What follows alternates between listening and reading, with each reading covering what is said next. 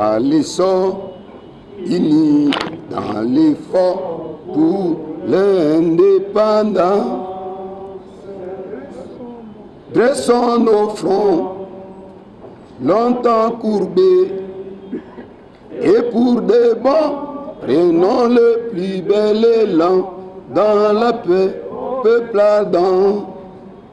Par le labeur, nous bâtirons un pays plus beau qu'avant, dans la paix, citoyen. Entonnez l'hymne sacré de votre solidarité, fièrement saluez l'emblème de votre souveraineté, Congo, don béni des aïeux, au pays bien-aimé. Nous peuplerons ton sol et nous assurerons ta grandeur. 30 juin au doux soleil, 30 juin du 30 juin, jour sacré, sois les témoins, jour sacré de l'immortel serment de liberté que nous léguons à notre postérité pour toujours. Merci beaucoup, distingués invités en vos titres et qualités respectifs. Comme je venais de vous l'annoncer tantôt, les membres du présidium de la MOUCA ont examiné la situation politique, sociale, économique et sécuritaire préoccupante à l'est du pays. Et au terme de cet examen, il y a une déclaration politique, c'est-à-dire les membres du présidium qui sont devant vous ici, de la MOUCA, vont donner leur position par rapport à la situation de l'heure et vous annoncer la suite des événements. Sans plus tarder, et pour ne pas abuser de votre temps, nous allons devoir inviter le porte-parole du coordonnateur en exercice de la MOUCA, Maître Blanchard Mungomba, pour nous en dévoiler la teneur. Dramatique qui règne dans notre pays en face d'autres enjeux beaucoup plus complexes qui menacent le pays, le présidium de la MOUCA demande au peuple congolais de se lever pour contrer le velléité dictatoriale de M. Félix Tshisekedi. En effet, M. Félix Tshisekedi prépare à la fois le glissement du calendrier électoral et la fraude électorale. La MOUCA réaffirme haut et fort son attachement au respect de la Constitution de la République et exige sa stricte application, notamment de son article 73 qui stipule que le scrutin pour l'élection présidentielle de la République est convoqué par la Commission électorale nationale indépendante 90 jours avant l'expiration du mandat du président en exercice, même si, en l'espèce, c'est lui qui est en place l'est de fait. Il doit, par conséquent, être entendu que la MOUCA et le peuple congolais n'accepteront aucun glissement ni aucune fraude lors des élections de 2023. Le respect de la souveraineté du peuple n'est pas négociable. Pour ce faire, la MOUCA projette une marche dans les grandes villes du territoire national le mercredi 15 septembre 2021. Congolaises et Congolais, sortons massivement dans les rues et avenues de la République pour dire trois choses. Pas de décennie politisée, pas de glissement, pas de fraude électorale. Avant la marche du 15 septembre prochain, le Présidium de la MUCA va prendre l'opinion nationale et internationale à témoin pour démontrer que les élections peuvent et doivent être organisées conformément à la Constitution de la République si toutes les parties prenantes s'y engagent résolument. Ainsi, la MUCA présentera le vendredi 3 septembre 2021 au CEPAS sa proposition de calendrier électoral pour les élections de 2023 et le vendredi 10 septembre, la même proposition de calendrier sera présentée à la communauté estudiantine au collège Boboto. Le Présidium de la MUCA demande à tous les hommes et femmes politiques de se montrer à la hauteur des attentes du peuple dans le sens de trouver un consensus sur la loi portant organisation et fonctionnement de la CENI et sur les règles de jeu qui présideront à l'organisation des élections véritablement démocratiques et apaisées.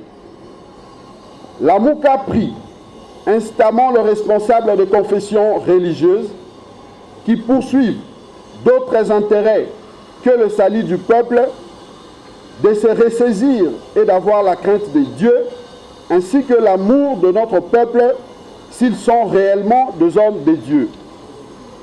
Ils doivent cesser de s'aimer et d'entretenir la confusion, mais plutôt de nourrir la noble idée de l'intérêt général. Mesdames et messieurs, notre pays, la République démocratique du Congo, saigne de partout.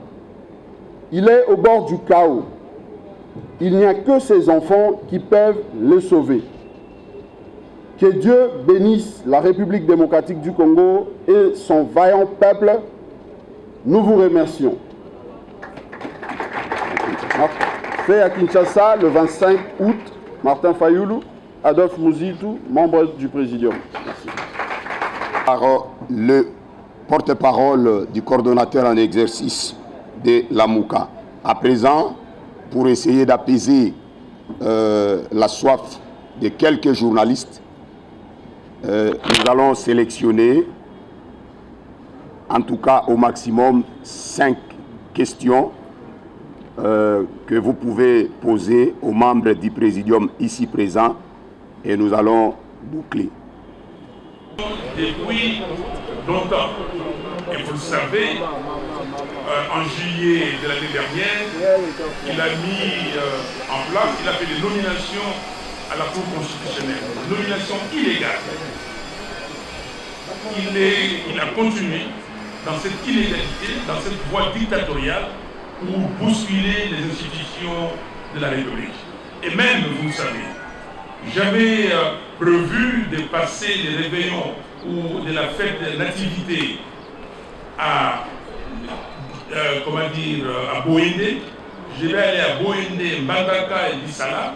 Et 4 jours avant mon départ, pendant que tout était préparé, on a décrété qu'il ne devait pas avoir des réunions de plus de 10 personnes. On a compris. Mais dans l'entretemps, eux, ils ont fait des réunions. Pour l'instant, la République est en danger. Le pays est au bord du chaos. Le peuple doit décider, lui, le souverain primaire. C'est pour cela que nous disons qu'il n'y a pas d'autre solution.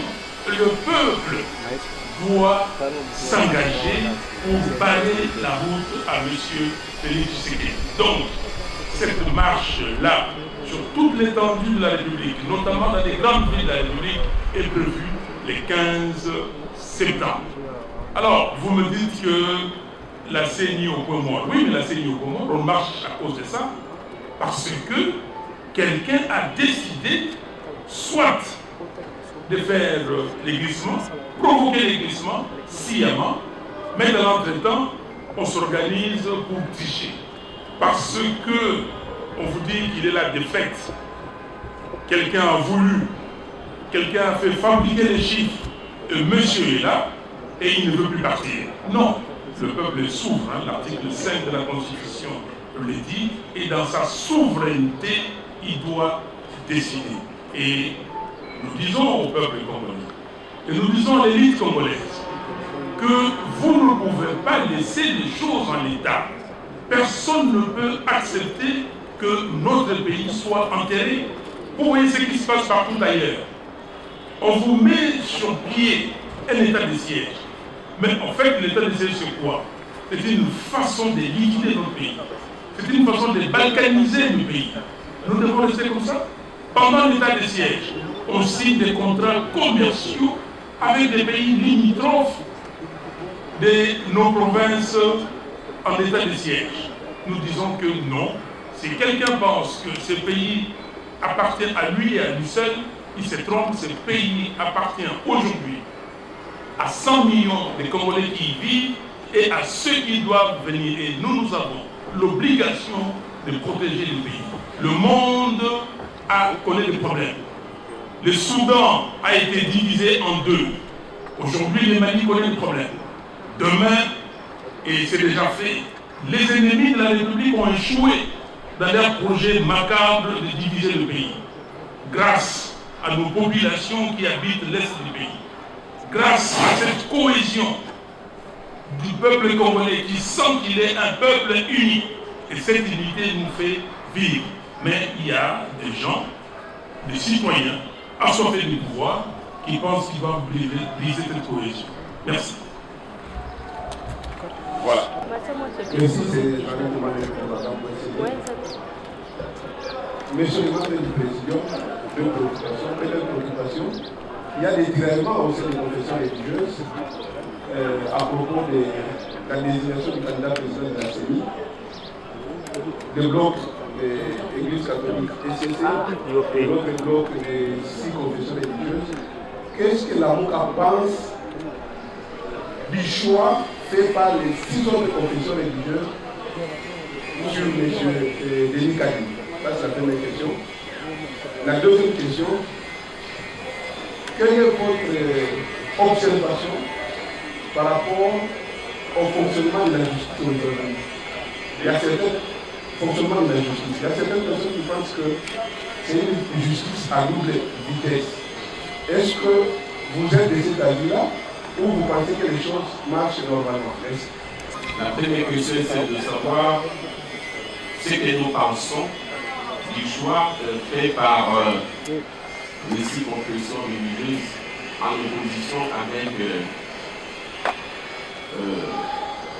les choix, l'option élevée par les 2 premières églises en importance relative, c'est-à-dire le poids du point de vue social.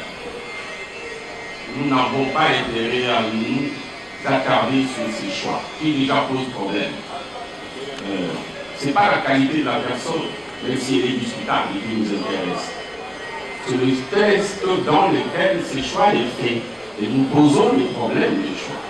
Pourquoi nous posons plutôt le problème de ce texte-là? Pourquoi nous posons ces problèmes? Parce que nous, de notre point de vue, quelle que soit la personne qui aura été désignée, le problème se posera parce que les textes sont déséquilibrés, politisés. Et nous disons qu'il faut retoquer le texte. Vous vous rendez compte que les églises ne se mettent pas d'accord. Et même dans l'hypothèse où il serait possible que les 2 blocs de l'église se mettent d'accord, il va toujours se poser le problème au niveau du bureau de la CENI. Parce que sachez que sur 3 parties prenantes, à savoir FCC, la MOCA, l'Union sacrée, 2 ne sont pas d'accord. Ils posent le problème de texte qui a été rédigé sans consensus. Un texte politisé par un camp politique. Un texte qui fait que même la commission paritaire n'arrive pas à se réunir, à siéger valablement parce que 2 refusent d'être dans la commission paritaire. Il y a une qui est d'accord, et même celle-là, à savoir l'Union sacrée, en son sein, il y a conflit. Donc la question n'est pas celle de l'individu. La question, c'est celle des textes, en ce que nous voulons un texte qui soit neutre, pour que les choix des individus se fassent consensuellement et dans des conditions telles qu'il n'y ait pas conflit au sein des parties prenantes. Voilà l'essentiel. Donc pour nous, il faut un texte qui organise une CENI non politisée, dépolitisée, et qui va faciliter la mise en place des organes de cette institution-là. à propos de la justice, nous avons toujours dénoncé la procédure qui a engagé la mise en place de la Cour constitutionnelle. Et là encore, ce n'est pas véritablement la question.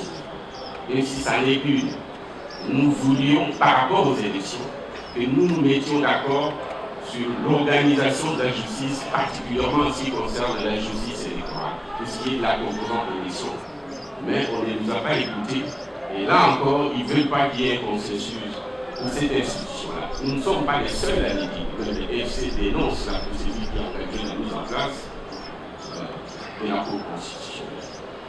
Justice à deux vitesses, oui, mais il ne pouvait pas en être autrement parce que, au-delà de la procédure, il y a les conditions dans lesquelles les juges travaillent. Conditions administratives, conditions logistiques, conditions financières et budgétaires, les rémunérations des juges, des magistrats. Ça pose un problème. On ne peut pas avoir une bonne justice si cette institution ne bénéficie pas de crédit qui lui est destiné, mais aussi si son personnel est sous-rémunéré comme c'est le cas. Voilà. Madame. Décliner du doigt la personne qui bloque le processus électoral, c'est M. Tshisekedi. La MONUCA, en son temps, avait fait une proposition de sortie des crises, vous le savez. La MONUCA, au mois de mars et avril dernier, avait présenté ses propositions de loi, notamment la loi portant organisation et fonctionnement de la CNI, et puis la loi électorale. Donc nous ne bloquons pas. Nous disons, et nous, la MONUCA, nous disons que la loi ou les lois doivent être discutées, élaborées, et comme un accord. On doit trouver un consensus. Il n'y a personne qui va venir, qui dise ou qu'elle dise que moi, j'impose mon point de vue. Nous devons débattre. C'est ça le consensus qu'on recherche.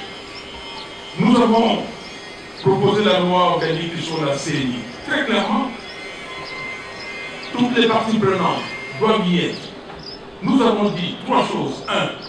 Dépolitiser la CNI. 2. Décentraliser la CNI. 3. Fonctionnaliser la CNI. La CNI est une institution citoyenne. Lisez l'article 211 de la Constitution. Et la CNI doit être impartiale. Écoutez, vous avez suivi les élections en Zambie. Vous avez suivi le président Lungu qui dit que mon administration a organisé les élections. Et je suis content que la CNI, la commission électorale de la Zambie, ait proclamé les résultats correctement. Et que cette centrale électorale ait été impartiale. C'est ce que nous cherchons. Pourquoi les gens cherchent à tout prix à s'accaparer de la CNI? La MONUCA ne peut pas envoyer des membres dans une structure qui est anormale, qui est inique. La loi actuelle, la loi qui a été promulguée, la loi qui a été reprise dans le journal officiel, cette loi est unique. Cette loi, c'est la loi d'un monsieur qui a commandé son affaire et il va imposer aux autres citoyens. Donc nous nous disons, il faut rétoquer la loi. Il faut rétoquer la loi. Et là, on vous l'a dit, parce que pour ceux qui pensent que ça va retarder le processus, non. Nous disons que le 3, nous serons au CEPAS pour vous montrer les calendriers et dire que nous avons suffisamment de temps et nous pouvons faire des élections. La seule chose qu'il faut, la condition essentielle, c'est l'engagement de tout le monde. Et la deuxième condition, c'est le moyen. Donc il faut mettre des moyens financiers pour qu'on aille aux élections. Donc, que cela soit entendu, la MONUCA ne peut en aucun cas envoyer des représentants dans cette CNI de M. Tshisekedi. Pourquoi vous avez 6 délégués de l'Union sacrée? Pourquoi 6 délégués? Pourquoi 4 délégués de ce qu'ils appellent l'opposition? Et pourquoi 5 délégués de la société civile? Pourquoi? Et la loi, même cette loi, quand elle était partie à l'Assemblée, c'est qu'on a appelé la loi de Toulouse, c'était 5-5-5. Pourquoi? Et nous disons que la CENI doit être totalement dépolitisée. Vous savez ce que cela veut dire. Le jour où le président de la CENI ou la personne qui va proclamer les résultats va le faire, il faudra qu'il se débarrasse de tout carcan, de toute pression. Vous avez suivi encore. Prenons l'exemple. Nous ne sommes pas seuls dans ces continents africains, même si on accuse de tous les maux. Vous venez de suivre ce qui vient de se passer au Kenya. Le président Uhuru Kenyatta a décidé de changer la constitution. Et la Cour suprême là-bas, la Cour constitutionnelle ici, lui a dit, monsieur, faites attention, on va vous traduire en justice. Vous n'avez pas le droit de le faire. On ne l'accepte pas. Mais est-ce que nous sommes des sous-hommes, des sous-femmes pour accepter n'importe quoi? Et c'est pour cela. Moi, je m'adresse à l'élite congolaise. Vous êtes l'élite. Parce que ceux qui mettent les pays en lambeaux, ceux qui créent les chaos, ceux-là, qui savent ce qu'ils font. Mais ceux qui ne disent rien, ceux qui n'arrivent pas à les contraindre, à les empêcher, eux aussi tuent le pays et ils vont rendre compte devant l'histoire. Merci. Merci beaucoup. Avant-dernière question, madame. Merci. D'abord, c'est nous qui avons demandé les discussions de le départ à travers le plan de sortie des crises. Ces discussions n'avaient pas pour but de faire un dialogue pour aller au partage du pouvoir. C'était des discussions pour qu'on dégage un consensus sur les contenus des réformes et des réformes en rapport avec la loi électorale, c'est-à-dire la loi plutôt sous la CENI, et des réformes s'agissant des autres institutions d'appui à la démocratie, y compris les réformes sur le plan judiciaire. On ne nous a pas écoutés. Aujourd'hui, on serait dans un consensus, puisque nous serions devant une institution qui allait assurer les suivis électoraux, et d'autre part, tout ce qui est son goût allait rester, continuer avec le pays. Nous avons mis une croix par rapport au passé. Pour nous, c'est la vérité des urnes pour 2023. Quand nous disions vérité des urnes, c'était d'abord pour qu'on vérifie les résultats électoraux en procédant au comptage circonscription par circonscription. On ne nous a pas écoutés. Alors on a dit, corrigeons pour l'avenir la vérité des urnes pour 2023. C'est pourquoi nous demandions qu'on se mette autour d'une table pour qu'ensemble on fasse les réformes pour des bonnes élections à venir. C'était ça le projet vérité des urnes qui reste un projet, j'allais dire éternel, parce que le peuple aura toujours besoin pour sa souveraineté que les résultats électoraux reflètent la vérité des urnes, la vérité du peuple. On ne nous a pas écoutés. D'abord, il faut comprendre ce dont nous plaignons. Nous, notre problème, c'est le texte. Donc aujourd'hui, il y en a qui pensent qu'il suffit qu'on règle les problèmes des personnes au sein de l'institution CENI à la présidence. Nous nous disons non. Même si par miracle il venait à s'entendre, mais là où il y a une plaie, si on ne nettoie pas, si on ne met pas de médicaments, si on se limite avec cette pluie-là, de mettre une bande, ça va rebondir, la plaie va rebondir. Nous disons la question n'est pas des personnes, ni au sein du bureau, le président du bureau. Parce que même si la commission religieuse venait à se mettre d'accord, mais il y a aussi les autres acteurs du bureau. Vous savez que nous, l'AMCA, nous ne sommes pas d'accord d'abord avec le texte et par conséquent, nous ne sommes pas d'accord d'envoyer des gens dans les cadres d'une institution comme celle-là qui est politisée. Et c'est comme deuxième partie prenante qui n'est pas d'accord. Au sein de la des l'union sacrée, ils ne sont pas non plus d'accord et groupes journalistes pour ça. Donc, nous sommes dans l'impasse. C'est pourquoi nous disons, nous ne pouvons pas laisser le pays dans cette impasse. Il faut que le peuple s'implique pour nous obliger, et en particulier obliger ceux qui bloquent le processus. Donc, les églises disent plus ou moins la même chose, mais ils sont au niveau d'une personne qui doit animer la CENI. Mais ils font des choses, et nous pensons qu'ils sont suffisamment brillants, c'est quand même nos clergés. Ils savent que la question profonde, c'est celle le texte, qui a pour conséquence que les deux parties prenantes sur le point ne sont pas d'accord, parce que contexte la manière dont les textes mettant en place cette constitution, ces textes ont été rédigés en dehors de tout consensus. Voilà ce que nous disons. Et il y a une nuance entre ce que nous disons ici, ils disent, mais dans le fond, nous disons la même chose, il faut une CENI qui soit mise en place de manière à ce que le processus de désignation de personnes ne pose pas de problème. Merci. Yves Couillon. C'est une question que je pose au président de l'avocat. La rue avait codé un certain 15 janvier 2015. Victor de Malonga, le DPS au pouvoir, avait mobilisé pour s'opposer à la candidature, soit à la désignation et au président. Seriez-vous capable de mobiliser le 15 septembre pour faire équilibrer le pouvoir en place? Parce qu'on nous accuse d'être incapable de mobiliser pour imposer ce rapport de force. Deuxième question.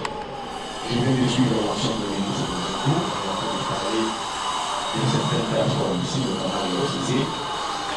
Vous avez aussi fait allusion à l'INC et à l'ensemble des partis qui s'opposent à la désignation. Ils exigent tous un consensus pour l'amont. Il y avait déjà présenté un plan de sortie bien avant ce gouvernement. Seriez-vous prêt de faire bloc avec ces autres forces politiques pour exiger ce large consensus? Merci. Pas dans la rue. C'est votre serviteur ici qui a conduit cette revendication. Je l'ai fait, ce n'était pas dans la rue. Nous étions là, dans les cadres de la dynamique, avec les autres qui ne sont pas avec nous aujourd'hui. Mais c'est nous, pendant toute une semaine, nous avons exigé le retrait de cette condition qui était qu'il fallait avant tout le recensement avant d'aller aux élections. Et heureusement que le président Kengo, président du Sénat de l'époque, 5 jours après, a dit au Sénat, en Lingala, et il a calmé la population congolaise en disant Tolongo Liango, recensement aux Alatés. Et c'est comme ça que le peuple s'est calmé. L'UDPS n'était pas dans cette marche. Rappelez-vous, il y a des gens qui sont morts. C'est suite à ça qu'on parle des charniers de Manoukou. Vous connaissez les charniers de Manoukou? L'ancien secrétaire général de l'UDPS, M. Mavungu, à l'époque, il était témoin, avait dit non, l'UDPS ne participe pas à cette manifestation.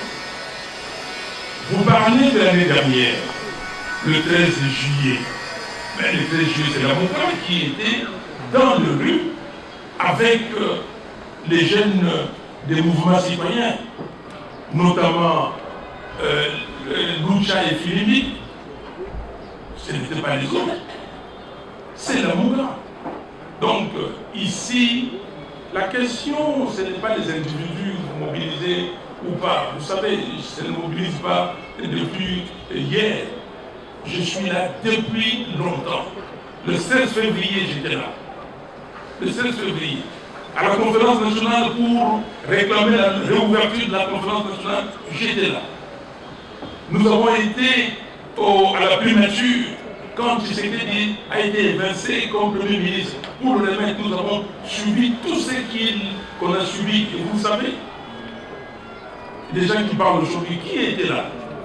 Qui peut venir d'ici? Moi, je peux vous citer des gens qui ont marché. Si on parle de Jacquemin Chapani, je dis oui, mais qui d'autre? Avec qui nous avons marché ici? Donc, ici, la responsabilité, c'est le peuple. Nous ne sommes que le porte-étendard du peuple. Nous disons à ces peuples-là, c'est vous, ces trois peuples, qui est le premier. Moi, je ne veux pas que mon nom soit traîné dans la boue demain, quand je ne serai pas en vie, qu'on dise qu'il y a eu un failloulou dans ce pays, et que lui n'a rien fait, et que le pays est vendu. Chers frères et sœurs, regardez-moi. Je vous regarde, vous, yeux dans les yeux. Ce pays est en train d'être liquidé. Et les gens ont trouvé quelqu'un. Et je le dis, ils ont trouvé M. Félix Tshisekedi, faible qu'il est, pour liquider ce pays. Est-ce qu'on va trouver ça?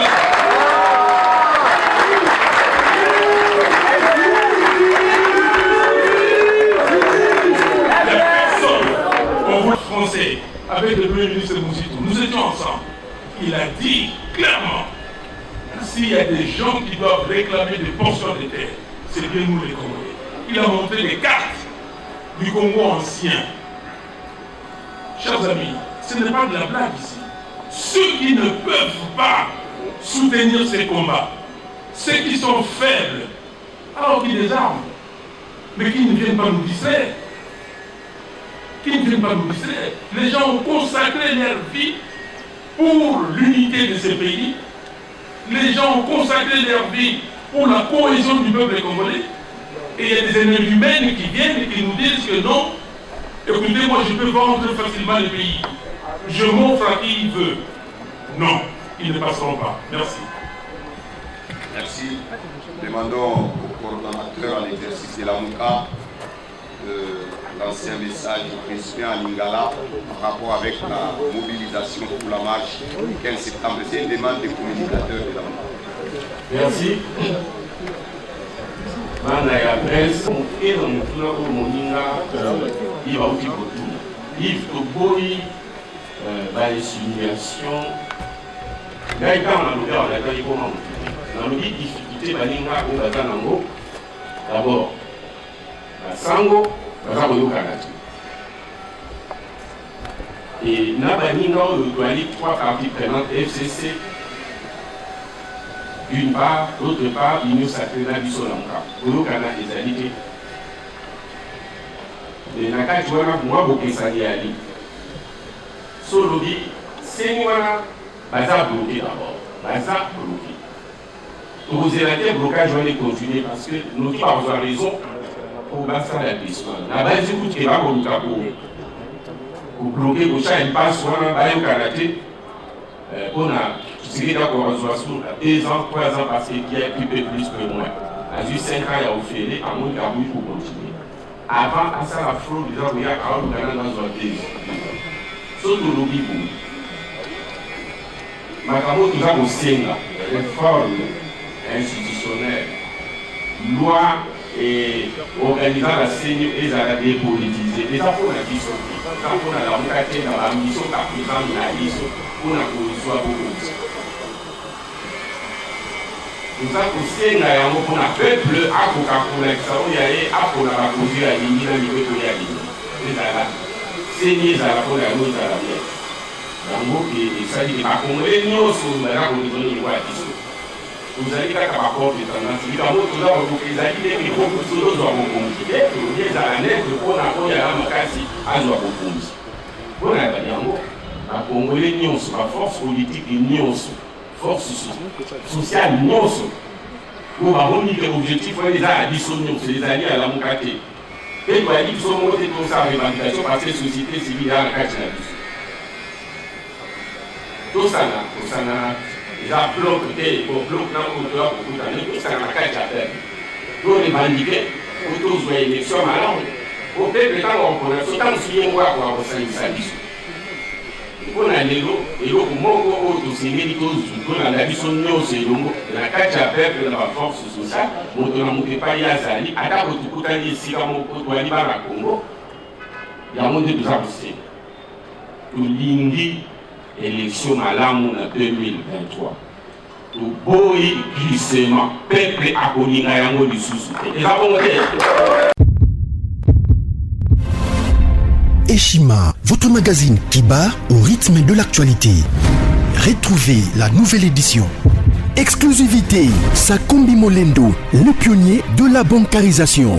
Le ministre des Affaires foncières a signé le 3 juin 2021 avec son collègue des Finances l'arrêté interministériel portant bancarisation des opérations foncières et immobilières supérieures ou égales à $10 000 américains. Une première en RDC, concrétisée par celui qui fait figure de porte-étendard de la numérisation et de la sécurisation des titres fonciers. Aimé Sakombi Molendo est de plein pied dans la matérialisation de sa politique qui suit la vision du chef de l'État, Félix Antoine Tshisekedi, celle de faire du numérique un levier d'intégration, de croissance économique et de progrès social. Nation, gouvernement des Warriors, bilan de gestion dès son premier jour du gouvernement Samalou Kondé. SONAS, le DG Lucien Bonieme Ekofo présente un bilan largement positif pour les grandes réalisations du premier semestre 2021.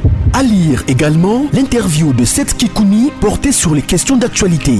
À la découverte de Tissia Mukuna, la DG de la marque La Quinoise, café planté et transformé à Kinshasa. Interview exclusive de Richard Ilunga, DG de l'ONIP, qui confirme l'identification de la population congolaise avant les élections 2023. Un an de patrouille financière, les audits de l'IGF mettent à l'écart les mandataires impliqués dans la mauvaise gestion des deniers publics grâce à Jules Alinguete, inspecteur général des finances, chef de service. Une analyse sur le coup d'État en Afrique et leurs conséquences. Retrouvez l'intégralité du magazine Eshima dans les kiosques. Eshima Magazine, un nouveau standard d'information.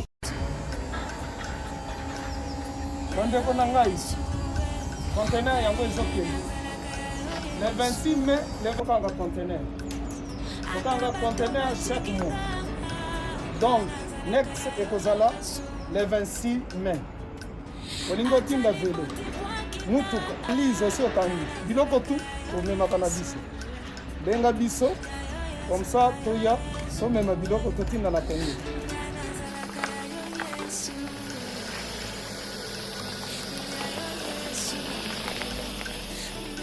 Bandeko kari yango oyo touti kozongo ezokende Kinshasa. Oza na mutuka pesa biso ezoke. Merci. Le 26 mai, mosusu ekwende ya 2021 otoza nango. Donc tosalaka chaque mois. Oza besoin na carton benga biso. Biso ya monene yango. Moyenne yango. Bon moyenne. Yango na carton na biso ya muke. Oza na 3 dimensions.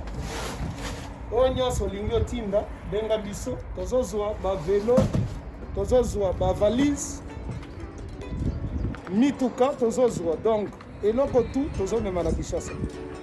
Merci beaucoup. Mutuka, vélo, salon, biloko ndako, biloko tu tozomema.